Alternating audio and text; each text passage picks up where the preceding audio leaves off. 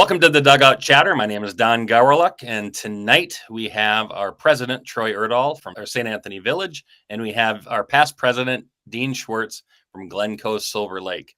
And Troy, just starting off with you as current president, and you have your 2-year term ahead of you. I know there's some things that you are wanting to try to accomplish in your term, and I know one of them has to do with something that has been discussed quite a bit amongst high school coaches lately. You want to enlighten us with your proposal idea? Yeah, I'd be happy to. And what an honor to work with such fantastic people within our association and such fantastic membership. We've heard membership say we need to talk about the number of games we've played. Previous proposals came forward, and we learned from that. And we think that there's a better way of asking this question and of addressing this issue. If you look at what our neighboring states can play, they can play a lot more games than us. If you look at what non-school teams are able to play, they can play a lot more games than us. That system may or may not be best for everyone, but we believe that we in 2025 need to be advocating for our sports and pushing for more contests. So our advisory board has come together and looked at what the bylaw language is for other sports in the Minnesota State High School League. And perhaps this might make more sense for us to use existing language that's already there, that other sports are using as they count how many contests, how many games they can play. Yeah, so the proposed language, and this is in partnership with our softball friends.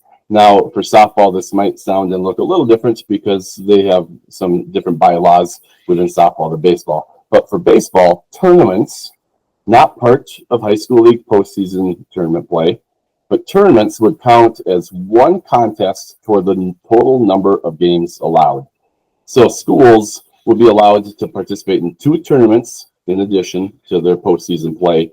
And those tournaments may only be played on a single day or 2 consecutive days. So we couldn't do a 5 or 7 day tournament. And that would be counted as one playing date with a maximum of 3 games total. So teams could compete in the maximum number of contests allowed per day. That's 2 for us in baseball.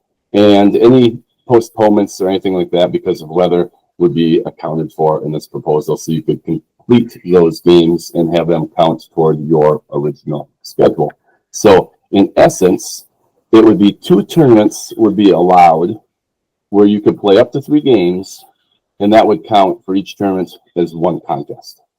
And that's how the volleyball proposal reads, correct? Very similar to volleyball language.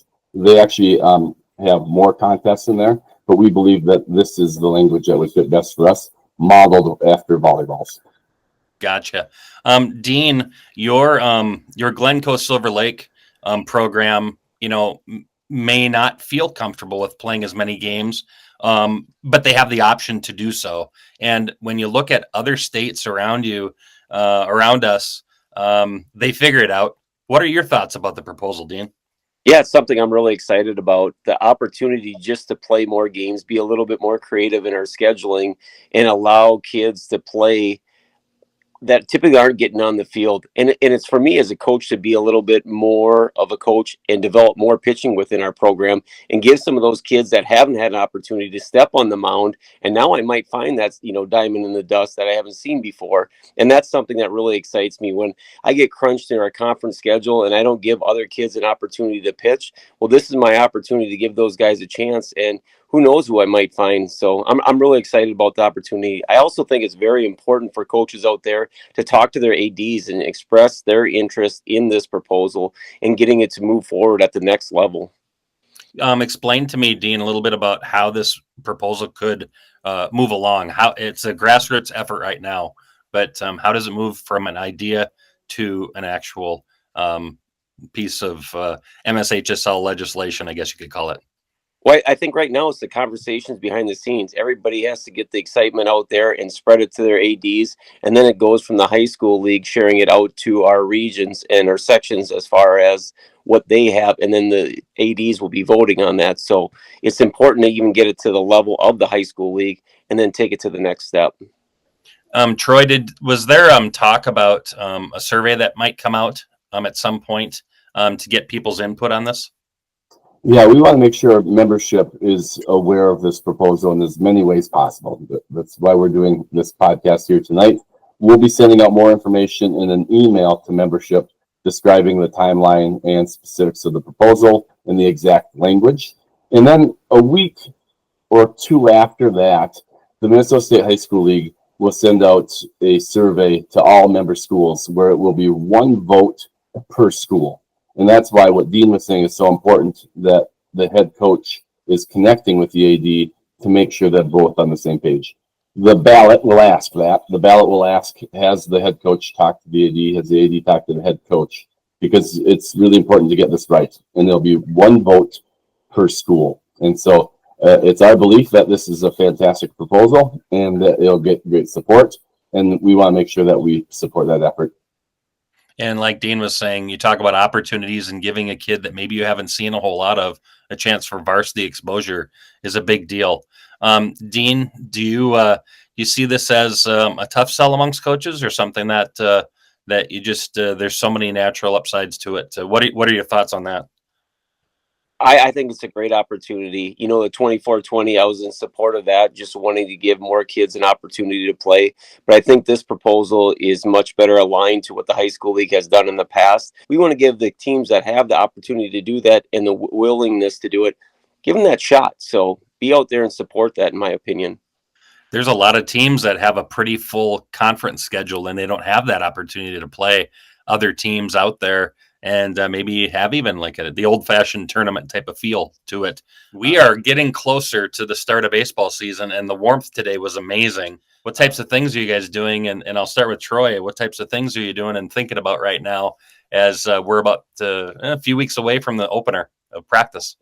Yeah, and for all of our coaches, it won't be long before we're doing all of those CER requirements that we love from the Minnesota State High School League. Yes. That annual rules meeting that we can't wait for. Ken Sargent will do a wonderful job narrating that once again. And then Arm Care Week, something our group worked very hard to get reinstituted a number of years ago. But on May 10th, we get to start working on getting arms in shape and conditioning.